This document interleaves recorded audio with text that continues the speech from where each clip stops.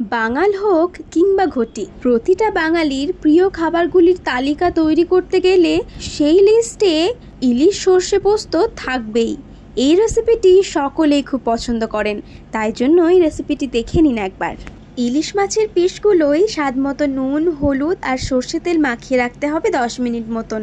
আর সেই সময় একটি পাত্রে কালো সর্ষে, সাদা সর্ষে, পোস্ত ভিজিয়ে রাখতে হবে ওই 10 মিনিট মতনই।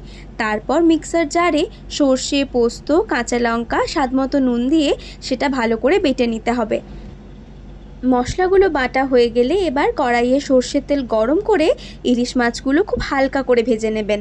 তারপর ইলিশ মাছ তুলে রেখে সেই কড়াইয়ে আরও একটু তেল দিয়ে কালো জিরে, শুকনো লঙ্কা আর বেটে নেওয়া সর্ষে পোস্তটা দিয়ে ভালো করে মিশিয়ে নিতে হবে। সেই সঙ্গে স্বাদ মতো নুন আর হলুদ গুঁড়ো দিয়ে সেটাকেও ভালো করে মিশিয়ে নেবেন।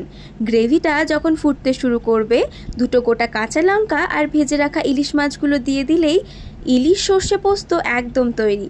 এই রান্নাটি করতে সময় একদমই লাগে না, কিন্তু খেতে হয় অসাধারণ। কি তাই তো?